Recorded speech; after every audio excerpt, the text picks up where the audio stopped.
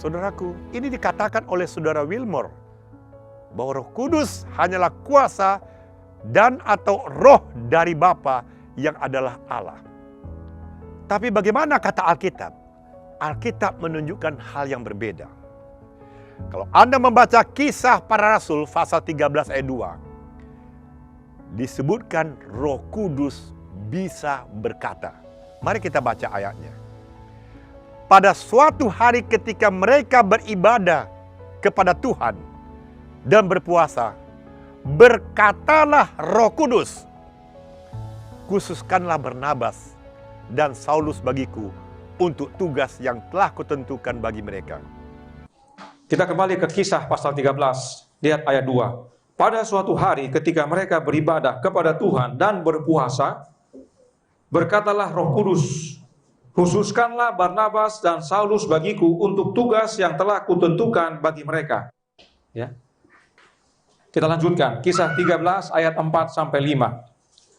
Oleh karena disuruh Roh Kudus, Barnabas dan Saulus berangkat ke Seleukia, dan dari situ mereka berlayar ke Siprus. Setiba di Salamis, mereka memberitakan firman Allah di dalam rumah-rumah ibadat orang Yahudi, dan Yohanes menyertai mereka sebagai pembantu mereka. Yohanes di sini adalah Yohanes Markus yang menulis kitab Injil Markus. Markus itu namanya Yohanes juga. Pertanyaan, siapa Roh Kudus dalam kisah ini? Karena jika kita lihat, perhatikan ya, tadi Roh Kudus minta mereka khususkan Barnabas dan Paulus untuk dirinya, ya kan, dirinya. Yaitu Roh Kudus itu. Sekarang Roh Kudus menyuruh. Hal-hal ini memberikan kesimpulan bahwa Roh Kudus itu adalah pribadi individu. Dan dia berkomunikasi, dia memerintah, dia menyuruh. Ah, ini dia. Bukti bahwa ini adalah pribadi, ya, oknum tersendiri yang bukan Kristus. Ini mereka gunakan. Saudara-saudara kita kaum Trinitas gunakan ayat ini untuk membuktikan bahwa Roh Kudus itu adalah oknum yang berbeda dari Yesus. Tapi sebenarnya jika kita pelajari dengan baik dan benar, malahan ini bukti bahwa Yesus sendirilah yang bersama dengan jemaatnya, memerintahkan jemaatnya, menyuruh jemaatnya, memimpin umatnya. Yesus sendiri yang bersama umatnya dan bukan oknum lain, yang bukan Yesus dan bukan Bapa. Sebab dia berjanji, aku akan senantiasa menyertai kamu senantiasa sampai kepada akhir zaman. Ya. Mari kita lihat buktinya. Kita harus lihat apa yang Alkitab nyatakan tentang roh yang bekerja bersama murid-murid ini. Yang pertama, Markus sendiri. Karena dia ikut, ya. Yohanes Markus ini menyertai mereka sebagai pembantu mereka. Apa yang dia saksikan? Kita buka Markus 16 ayat 19-20. Sesudah Tuhan Yesus berbicara demikian kepada mereka, terangkatlah ia ke sorga, lalu duduk di sebelah kanan Allah. Ya, berarti ayat 19 adalah peristiwa Yesus naik ke surga. Ayat 20, Yesus sudah naik atau belum? Sudah naik, ya. Mereka pun pergilah memberitakan Injil ke segala penjuru, dan Tuhan turut bekerja dan meneguhkan firman itu dengan tanda-tanda yang menyertainya. Tuhan yang bekerja mereka ini Tuhan yang mana? Tuhan Yesus. Kalau dalam bahasa Inggris akan lebih mudah karena disebutkan di situ the Lord working with them. Kalau di sini nggak ditulis, ya. Harusnya disebutkan Tuhan turut bekerja dengan mereka, harusnya. Tetapi hanya disebut bekerja saja. Tapi tidak apa-apa, karena ayat 20 ini adalah ayat yang menyatakan Yesus sudah kembali dan murid-murid sudah pergi bekerja. Dan pada waktu murid-murid bekerja, Tuhan turut bekerja dengan mereka, yaitu Tuhan Yesus. Yesus turut bekerja bersama mereka. Kisah 16 ayat 17. Dan setibanya di Misia, mereka mencoba masuk ke daerah Bitinia, tetapi Roh Yesus tidak mengizinkan mereka. Kalau Roh Yesus, rohnya siapa itu? Rohnya Yesus, ya. Yesus bekerja bersama mereka melalui kehadiran rohnya, Roh Yesus. Roh Kudus Yesus inilah yang menguasai hati Paulus dan Barnabas, yang membuat mereka menerima panggilan ilahi untuk kabarkan Injil. Ayat yang lain, Efesus 4 ayat 30. Roh Kudus juga bisa berduka, saudaraku. Dikatakan, dan janganlah kamu mendukakan Roh Kudus Allah yang telah memateraikan kamu menjelang hari penyelamatan. Efesus 4 ayat 30 dikatakan, dan janganlah kamu mendukakan Roh Kudus Allah yang telah memeteraikan kamu menjelang hari penyelamatan. Nah, saat dikatakan Roh Kudus Allah, apakah itu sama dengan Allah Roh Kudus? Tentu tidak. Kembali, jangan rusak tata bahasa. Siapa Allah yang Paulus maksudkan? Kita mundur lagi ke ayat 6, masih dalam Efesus pasal 4. Dikatakan, Satu Allah dan Bapa dari semua, Allah yang di atas semua dan oleh semua dan di dalam semua. Allah yang dimaksudkan adalah Bapa. Sebab memang bagi Paulus hanya ada satu Allah, yaitu Bapa. 1 Korintus 8 ayat 6. Jadi Roh Kudus Allah artinya Roh Kudus Bapa, yaitu rohnya Bapa itu sendiri. Jangan dukakan rohnya Bapa. Jadi Efesus 4 ayat 30 menyatakan jangan mendukakan Roh Kudusnya Bapa. Tidak ada unsur Trinitas dalam Efesus 4 ayat 30. Dalam ayat yang lain, 1 Korintus 12:11, Roh Kudus juga memberi menurut kehendaknya. Kalau kita baca 1 Korintus 12 ayat 11 dikatakan, tetapi semuanya ini dikerjakan oleh Roh yang satu dan yang sama, yang memberikan karunia kepada tiap-tiap orang secara khusus, seperti yang dikehendakinya. Jadi kalau Roh Kudus berbicara atau berkata dan bisa berduka dan memilih sesuai kehendaknya, ini bukan sifat kuasa atau bukan roh dari Allah Bapa, tapi ini menunjukkan sifat pribadi atau oknum kealahan. Tetapi semua ini dikerjakan oleh Roh yang satu dan yang sama, yang memberikan karunia kepada tiap-tiap orang secara khusus, seperti yang dikehendakinya. Jadi di sini diambil Roh itu mempunyai kehendak. Nah, 1 Korintus 12 ini berbicara tentang karunia Roh. Dan berdasarkan ayat ini, Pendeta Manula menyatakan bahwa Roh itu punya kehendak. Oleh sebab itu, Roh itu adalah pribadi yang berbeda dari Bapa dan Anak. Inilah argumen kaum Trinitas. Apakah benar demikian? Ada benarnya dan ada tidak benarnya. Benarnya adalah bahwa Roh itu adalah pribadi. Itu benar. Khususnya pribadi Anak. Kenapa pribadi Anak? Perhatikan dalam pasal yang sama, 1 Korintus pasal 12. Kita baca ayat 27 dan 28. Kamu semua adalah tubuh Kristus, dan kamu masing-masing adalah anggotanya. Dan Allah telah menetapkan beberapa orang dalam jemaat, pertama sebagai rasul, kedua sebagai nabi, ketiga sebagai pengajar. Selanjutnya, mereka yang mendapat karunia untuk mengadakan mujizat, untuk menyembuhkan, untuk melayani, untuk memimpin, dan untuk berkata-kata dalam bahasa roh. Nah, sekarang pertanyaannya adalah, bagaimana Allah menetapkan tugas-tugas ini bagi anggota tubuh Kristus? Paulus yang sama tulis dalam Efesus 4 ayat 10-12.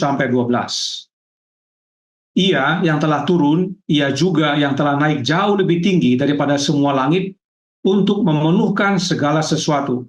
Dan ialah yang memberikan baik rasul-rasul maupun nabi-nabi, baik pemberita-pemberita Injil maupun gembala-gembala dan pengajar-pengajar. Dia ada 3 unsur yang serupa untuk memperlengkapi orang-orang kudus bagi pekerjaan pelayanan, bagi pembangunan tubuh Kristus. Nah, siapakah ia yang telah turun dan telah naik ini? Dia adalah Yesus Kristus. Jadi Paulus menyatakan bahwa Yesuslah yang memberikan baik rasul, nabi, pengajar, pemberita Injil, gembala, karunia roh untuk pekerjaan pelayanan bagi pembangunan tubuh Yesus. Sebab dari 1 Korintus 12 juga berbicara tentang tubuh Kristus. Karenanya, Allah menetapkan tugas-tugas ini dalam jemaat melalui anaknya. Dan Yesus memberikan karunia roh untuk memperlengkapi mereka dalam bekerja bagi Allah. Karunia roh itu bukan dari Allah roh, tetapi dari Bapa dikaruniakan melalui anaknya. Itu sebabnya bila kita mundur ke ayat 7 dari Efesus pasal 4, kita baca, tetapi kepada kita masing-masing telah dianugerahkan kasih karunia menurut ukuran pemberian siapa? Pemberian Kristus. Jadi karunia itu yang berikan adalah Yesus oleh kehadiran rohnya. Dan dalam Kisah Para Rasul pasal 5 ayat 3 dan 4 dituliskan dengan jelas, mendustai Roh Kudus sama dengan mendustai Allah. Apa artinya dari kata Petrus kepada Ananias dan Safira ini? Bahwa menunjukkan Roh Kudus adalah pribadi atau oknum kealahan. Roh Kudus jelas adalah Allah, bukan roh dari Allah Bapa, seperti yang dijelaskan oleh Saudara Wilmore dalam video tersebut. Kisah 5 ayat 9, kata Petrus, "Mengapa kamu berdua bersepakat untuk mencobai Roh Tuhan? Lihatlah, orang-orang yang baru mengubur suamimu berdiri di depan pintu dan mereka akan mengusung engkau juga keluar." Kaum Trinitas umumnya hanya menggunakan Kisah 5 ayat 3 dan ayat 4 untuk membuktikan adanya oknum Allah Roh yang doktrin Trinitas ajarkan. Mereka tidak baca ayat 9 di mana dikatakan, "Mengapa kamu berdua bersepakat untuk mencobai Roh Tuhan?" Artinya, Ananias dan Safira mendustai Roh Tuhan. Jadi, mendustai Roh Kudus, mendustai Allah, dan mencobai Roh Tuhan adalah sama. Karenanya ketiganya pasti saling terkait. Siapakah Tuhan yang Petrus maksudkan? Yesus dari Nazaret. Kenapa Yesus disebut Tuhan? Masih dalam khotbahnya, Petrus menyatakan dalam Kisah 2 ayat 36. Jadi seluruh kaum Israel harus tahu dengan pasti bahwa Allah telah membuat Yesus yang kamu salibkan itu menjadi Tuhan dan Kristus. Siapa Allah yang Petrus maksudkan? Allah yang Petrus maksudkan adalah Allah Bapa. Maka sesuai ayat ini, Allah Bapa lah yang menjadikan Yesus Tuhan dan Kristus atau Mesias. Jadi Yesus disebut Tuhan bukan atas kehendak manusia, tetapi Allah Bapa yang membuat Yesus menjadi Tuhan. Jadi Ananias dan Safira telah mencobai Roh Kristus yang telah dicurahkan pada hari Pentakosta. Dan mencobai Roh Kristus sama dengan mendustai Allah, yaitu Bapa. Sebab Bapa di dalam anaknya. Menerima anak sama dengan menerima Bapa. Itu sebabnya anak Allah disebut juga Immanuel. Mendustai Roh Kudus sama dengan mendustai Allah. Bukankah itu semua tertulis? Jadi saudaraku, sangat penting, jika Roh Kudus bisa didustai sebagai Allah dalam Kisah pasal 5 ayat 3 dan 4, maka jelas Roh Kudus bukan sekedar kuasa.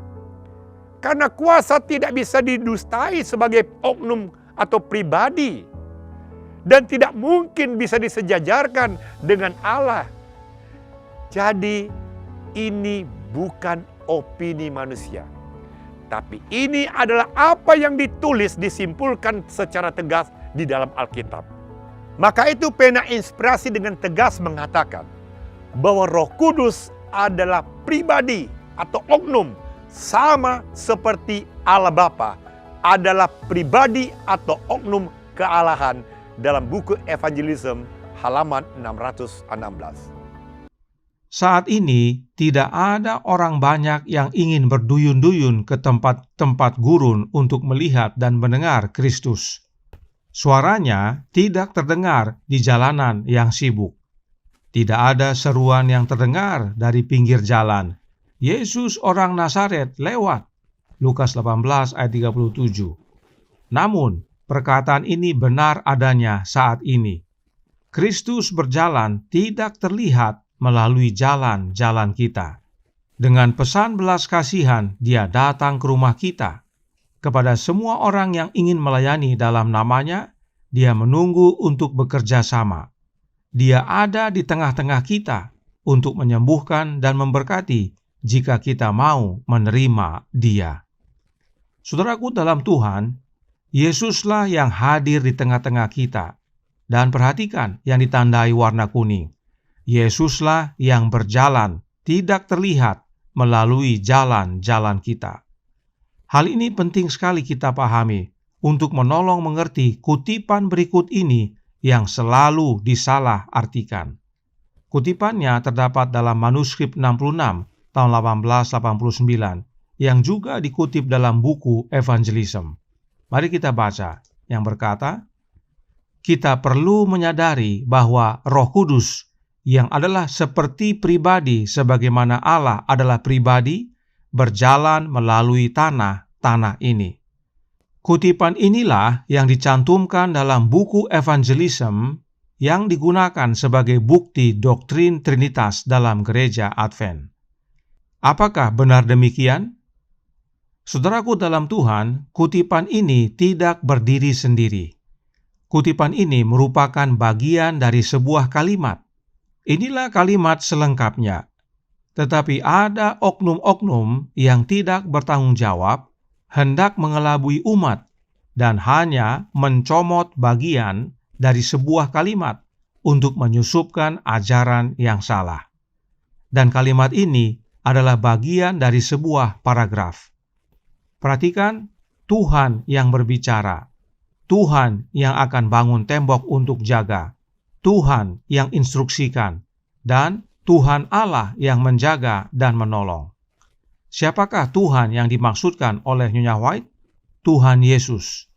Sebab Tuhan Allah, yaitu Bapa, menjaga dan menolong kita melalui anaknya. Lalu, bagaimana Yesus hadir di tengah-tengah kita?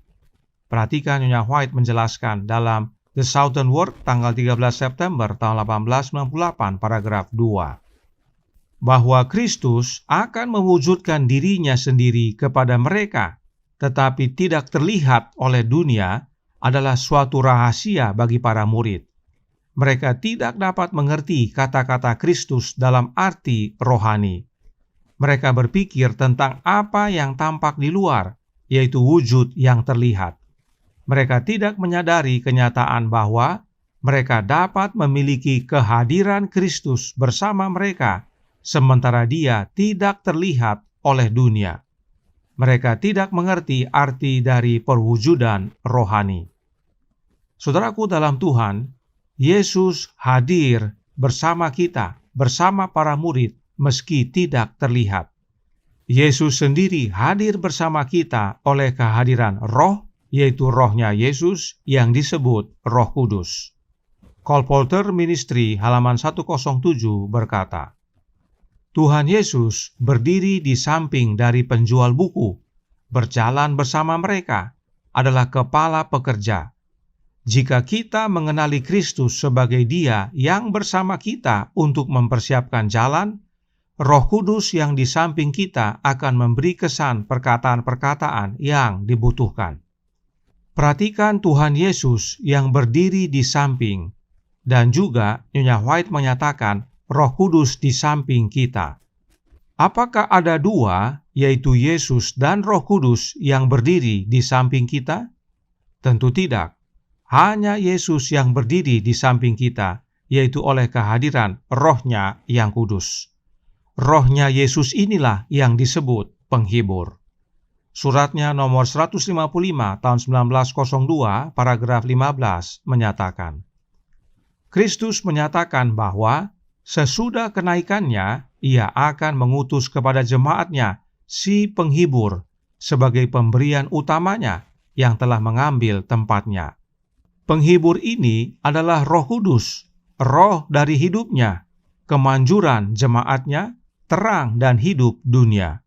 Dengan Roh-Nya, Kristus mengirim pengaruh pendamaian dan suatu kuasa yang menghapus dosa. Jelas sekali saudaraku dalam Tuhan bahwa sahabat ilahi kita yang menyertai kita senantiasa hanya satu, yaitu Yesus Kristus.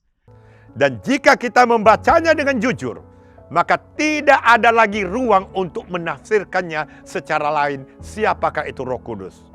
Karena Roh Kudus bukan sekedar kuasa dari Allah Bapa, dan Roh Kudus bukan sekedar pengaruh dari Allah Bapa, dan Roh Kudus bukan hanya roh dari Bapa dalam arti impersonal atau bukan oknum ketiga kealahan. Tetapi sesungguhnya Roh Kudus, Ia adalah pribadi kealahan dalam Kisah pasal 5 ayat 3 dan 4. Dan Ia memiliki kehendak dalam 1 Korintus 12 ayat 11, dan Ia bisa berkata atau berbicara, Kisah 13 ayat 2, dan Ia juga bisa memimpin, Yohanes 16 ayat 13. Tetapi apabila Ia datang, yaitu Roh kebenaran, Ia akan memimpin kamu ke dalam seluruh kebenaran, sebab Ia tidak akan berkata-kata dari dirinya sendiri, tetapi segala sesuatu yang didengarnya itulah yang akan dikatakannya, dan Ia akan memberitakan kepadamu hal-hal yang akan datang. Nah, siapa dan dari mana Roh kebenaran ini yang memimpin kita ke dalam seluruh kebenaran? Mari kita aplikasikan cara belajar Alkitab yang Roh Nubuat nasihatkan tadi, yaitu ayat menjelaskan ayat. Kita buka Yohanes 15 ayat 26 yang berkata, "Jikalau penghibur yang akan kuutus dari Bapa datang, yaitu Roh kebenaran yang keluar dari Bapa, Ia akan bersaksi tentang aku." Roh kebenaran yang memimpin kita ke dalam seluruh kebenaran keluar dari Bapa. Dan Roh kebenaran yang keluar dari Bapa ini bersaksi tentang Yesus. Lalu, mari kita kembali ke Yohanes pasal 16. Kita baca ayat 14 dan 15. "Ia akan memuliakan aku, sebab Ia akan memberitakan kepadamu apa yang diterimanya daripadaku. Segala sesuatu yang Bapa punya adalah aku punya. Sebab itu aku berkata, Ia akan memberitakan kepadamu apa yang diterimanya daripadaku." Ia dalam ayat ini adalah Roh kebenaran yang keluar dari Bapa. Nah, Roh kebenaran itu akan memberitakan apa yang Dia terima dari Yesus. Artinya, Roh kebenaran yang keluar dari Bapa harus diterima oleh Yesus dulu, agar Roh kebenaran itu menerima dari Yesus. Itu sebabnya dalam ayat 15 Yesus berkata, "Segala sesuatu yang Bapa punya adalah aku punya," yaitu termasuk Roh kebenaran yang keluar dari Bapa. Sebab itu aku berkata, Ia, yaitu Roh kebenaran, akan memberitakan kepadamu apa yang diterimanya daripadaku. Karenanya jelas bahwa Roh kebenaran itu yang keluar dari Bapa diberikan kepada anaknya, dan melalui anak Allah diberikan kepada kita, agar memimpin kita ke dalam seluruh kebenaran. Sebab Yesuslah pusat dari semua ajaran yang benar. Dan perhatikan, Yohanes yang sama berkata dalam 1 Yohanes 2 ayat 27, "Sebab di dalam diri kamu tetap ada pengurapan yang telah kamu terima daripadanya. Karena itu tidak perlu kamu diajar oleh orang lain. Tetapi sebagaimana pengurapannya mengajar kamu tentang segala sesuatu, dan pengajarannya itu benar, tidak dusta, dan sebagaimana Ia dahulu telah mengajar kamu, demikianlah hendaknya kamu tetap tinggal di dalam Dia."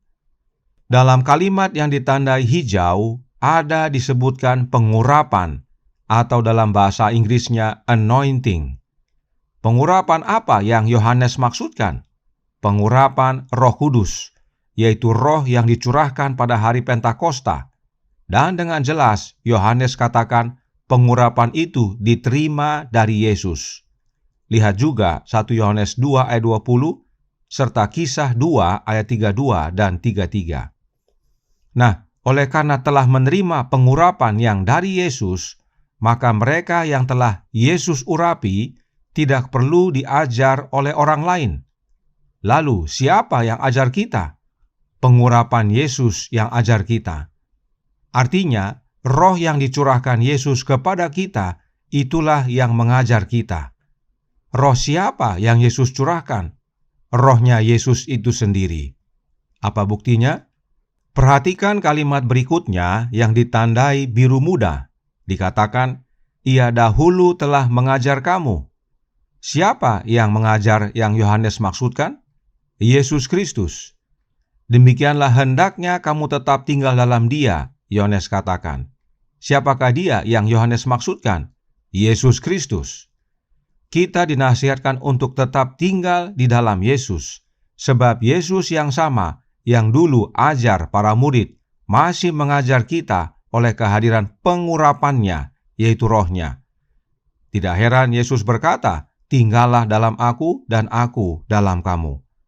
Inilah roh kebenaran yang memimpin kita ke dalam seluruh kebenaran.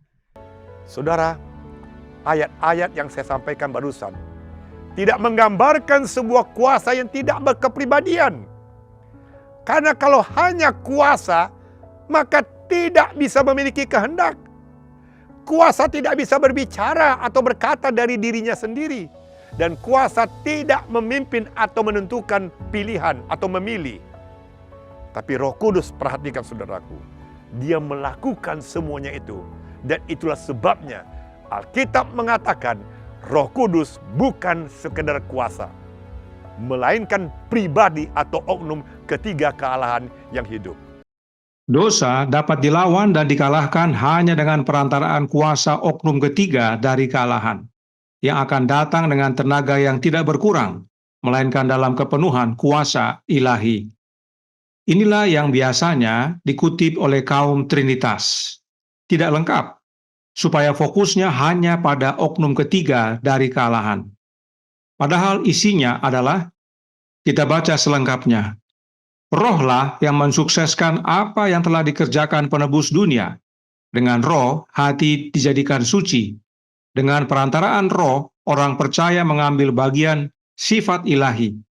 Kristus telah memberikan Roh-Nya sebagai kuasa ilahi untuk mengalahkan segala kecenderungan bawaan dan kecenderungan yang dipelihara kepada kejahatan, dan untuk menanamkan tabiatnya sendiri pada jemaatnya. Untuk membantu mengerti akan kutipan ini, kami sudah tandai dengan warna dan berikut bagannya. Sebelah kiri tentang oknum ketiga dari kealahan, dan sebelah kanan tentang Roh-Nya Kristus. Sebab dikatakan Kristus telah memberikan Roh-Nya. Nah, yang sebelah kiri kita baca dari atas ke bawah, lihat arah panah. Kita baca, dosa dapat dilawan dan dikalahkan hanya dengan perantaraan kuasa oknum ketiga dari kealahan. Itulah kuasa ilahi. Sementara yang sebelah kanan tentang Roh Kristus kita baca dari bawah ke atas. Kuasa ilahi, yaitu Kristus telah memberikan Roh-Nya untuk mengalahkan segala kecenderungan bawaan dan kecenderungan yang dipelihara kepada kejahatan. Oleh sebab itu, Roh Nubuat dengan jelas menyatakan bahwa oknum ketiga dari kealahan itu adalah Roh-Nya Yesus. Kami percaya pada kuasa oknum ketiga dari kealahan, yaitu Roh-Nya Kristus, dan bukan oknum yang lain. Kita perlu oknum ketiga dari kealahan, yaitu Roh-Nya Kristus, untuk kuduskan kita. Oleh sebab itu, kita percaya Roh Kudus itu adalah kuasa, dan kita percaya Roh Kudus itu adalah pribadi, yaitu pribadinya Bapa dan pribadinya Anak Allah. Roh Kudus itu bukan Allah Roh, dan bukan pribadi yang berbeda dari Bapa dan Anak. Ia menegur dan menginsafkan dunia. Yohanes 16 ayat 8. Ayat ini Roh Nubuat jelaskan khususnya tentang menginsafkan dunia akan dosa. Kita baca dua kutipan berikut ini dan lihat hubungannya, karena Roh Nubuat menjelaskan dirinya sendiri. Kita baca dari Pulang ke Rumah, ya, renungan pagi, Pulang ke Rumah, halaman 238. Dikatakan, apabila ia, yaitu Roh kebenaran, datang, maka ia akan menginsafkan dunia akan dosa, kebenaran, dan penghakiman. Ya. Jadi ini isinya sama dengan Yohanes 16 ayat 8 tadi, ya.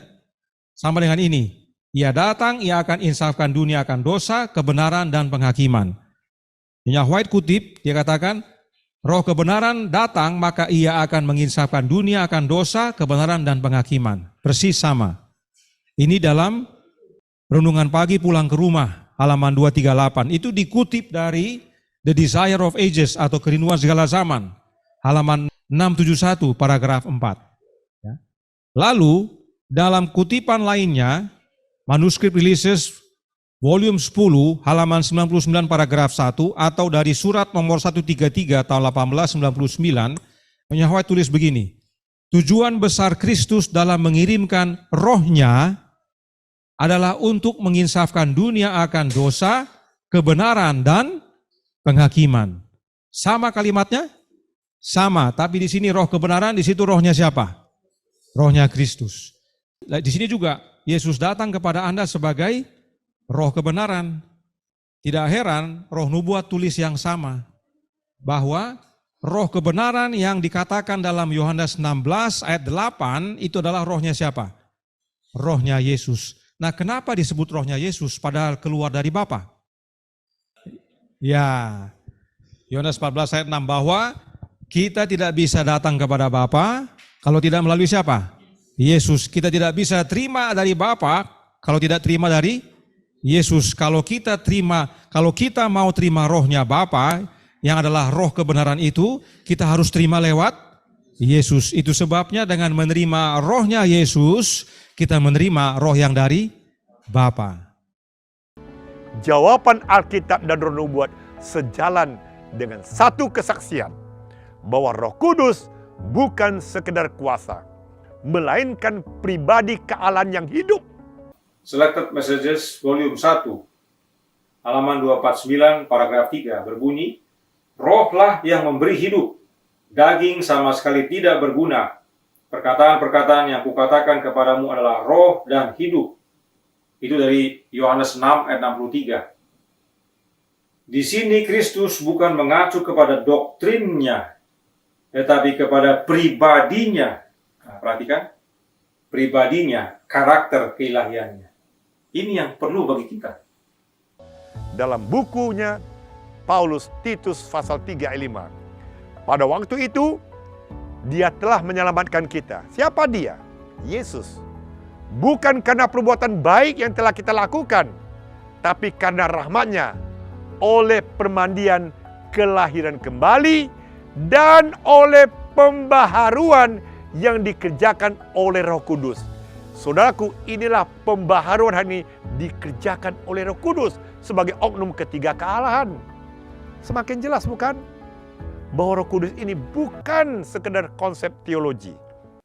Maukah engkau menganggap sepi kekayaan kemurahannya, kesabarannya, dan kelapangan hatinya? Tidakkah engkau tahu bahwa maksud kemurahan Allah ialah menuntun engkau kepada pertobatan? Kemurahan Allah yang menuntun kita kepada pertobatan. Apa maksudnya kemurahan Allah? Kenapa kemurahan Allah ini bisa menuntun? Titus 3 ayat 4 berbunyi, tetapi ketika nyata kemurahan Allah, Juru Selamat kita dan kasih-Nya kepada manusia.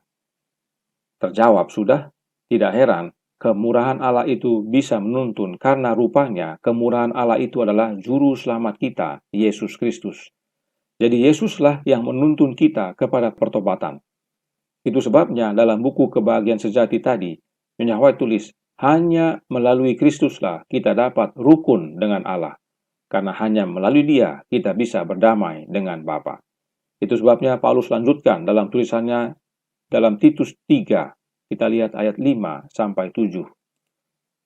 Pada waktu itu, Dia telah menyelamatkan kita, bukan karena perbuatan baik yang telah kita lakukan, tetapi karena rahmat-Nya oleh permandian kelahiran kembali dan oleh pembaharuan yang dikerjakan oleh Roh Kudus yang sudah dilimpahkannya kepada kita oleh Yesus Kristus, Juru Selamat kita, supaya kita, sebagai orang yang dibenarkan oleh kasih karunia-Nya, berhak menerima hidup yang kekal sesuai dengan pengharapan kita.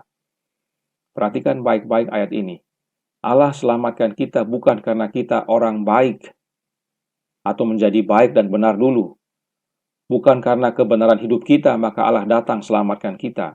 Malah ketika kita masih seteru, kita diperdamaikan melalui anak-Nya kepada Dia. Dan setelah anak Allah kembali ke surga, apa yang Allah lakukan agar kita dilahirkan kembali atau diperbaharui? Allah curahkan Roh Kudus kepada kita oleh Yesus Kristus, Juru Selamat kita. Dalam versi King James lebih cocok, Roh Kudus yang Allah curahkan melalui atau through, melalui Yesus Kristus. Itulah yang terjadi pada hari Pentakosta. Roh anak Allah yang dicurahkan untuk tuntun kita kepada pertobatan dan lahir kembali. Pada waktu itulah kamu akan tahu bahwa aku di dalam Bapa-Ku dan kamu di dalam aku dan aku di dalam kamu. Kalau dalam terjemahan bahasa Inggris, bukan pada waktu itulah, tapi at that day. Pada hari itu. Hari apa itu? Hari Pentakosta. Pada hari Pentakosta itu, para murid akan tahu bahwa Yesus di dalam Bapanya, dan para murid di dalam Yesus, dan Yesus di dalam para muridnya.